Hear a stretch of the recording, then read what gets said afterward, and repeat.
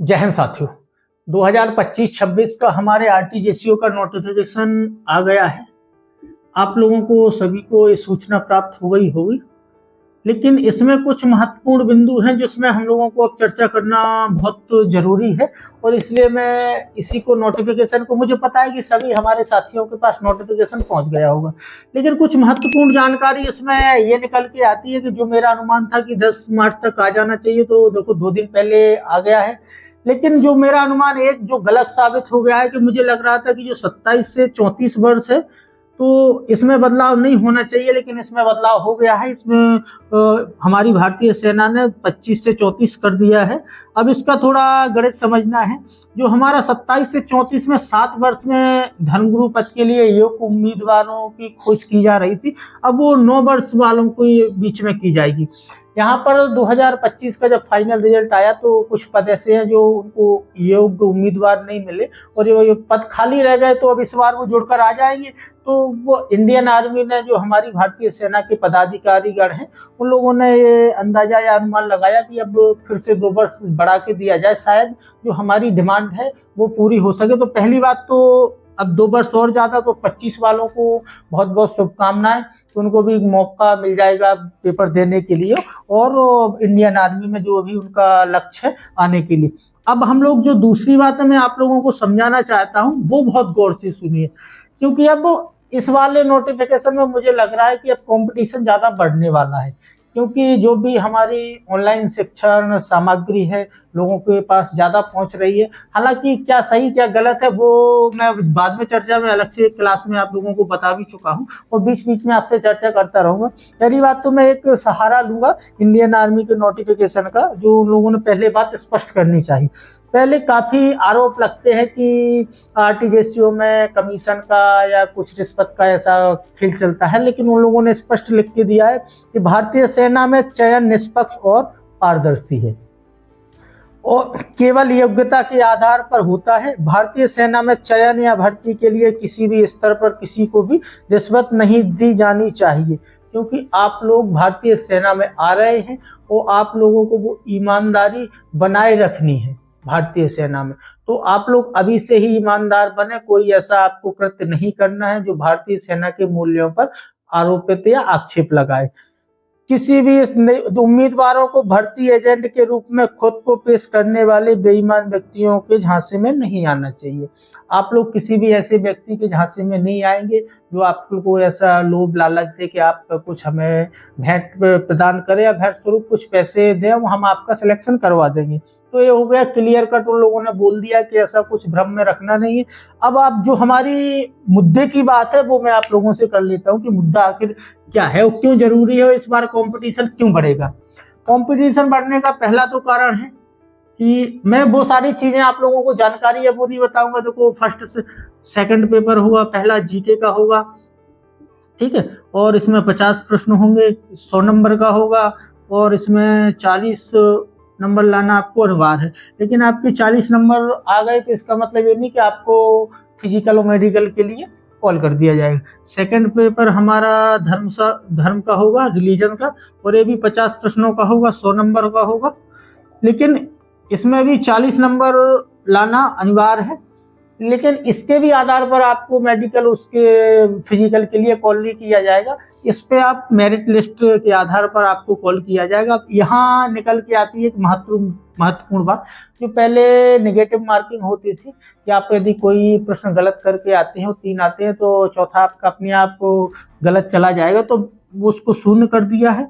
ये नोटिफिकेशन में स्पष्ट दिया गया है कि जितने भी आप लोग, जो 2 पेपर हैं 100 नंबर के 50-50 प्रश्न होंगे, ठीक है, प्रत्येक प्रश्न 2-2 नंबर का होगा और प्रत्येक गलत उत्तर पर नकारात्मक कोई प्रभाव नहीं पड़ेगा, इसको बिल्कुल शून्य कर दिया गया है। 1-1 घंटा का आपको टाइम दिया जाएगा। और अब यहाँ पे हम लोगों को ये तो बात आ गई कि अब तो तुक्के वाली बातें तो चलती हैं। अब मैं तुक्का लगाना भी आप लोगों को सिखा दूंगा कि आखिर जैसे आपको किसी प्रश्न का उत्तर जवाब नहीं बनता है तो आप वो तुक्का फिर कैसे किन तर्कों के साथ लगाया जाता है, तो वो मैं एक अलग क्लास में आप लोगों को समझा दूंगा। लेकिन वो हम लोगों को तकनीक जब उपयोग करनी है जब हम लोग किसी भी तरह उस प्रश्न को जवाब प्रस्तुत या उत्तर देने में सक्षम ना हो। पहली बात तो हम लोगों को इतना संघर्ष, इतनी मेहनत करनी है कि ऐसा कोई प्रश्न ना हो जो हमसे ना बने। यदि ऐसा होता है तो फिर किस तरीके से तुक्का लगाया जाता है वो मैं आप लोगों को पूरा तकनीक बता दूंगा। तो ये 0 हो गया, तो अब इसमें तो कंपटीशन पहले तो यहीं से पहले डर के मारे जो भी विद्यार्थी है कि ऐसा नहीं कि मेरा शायद हो सकता है और मैं कुछ गलत जवाब दे के आऊं तो मेरा जो हो भी सकता था तो वो भी शायद रुक जाएगा, तो इस डर की वजह से विद्यार्थी नहीं लगाते थे। लेकिन अब ऐसा कुछ है नहीं है, माइनस मार्किंग खत्म हो गई है। तो पहली तो बात ये थी, इसलिए प्रतिस्पर्धा और बढ़नी है। 7 वर्ष की बजाय अब 9 वर्ष के बच्चे अप्लाई कर सकेंगे, तो अब इसमें थोड़ा कंपटीशन और बढ़ जाएगा। दूसरी वजह हमारी ये हो गई है। अब आ जाते हैं हम लोग तीसरी वजह पर।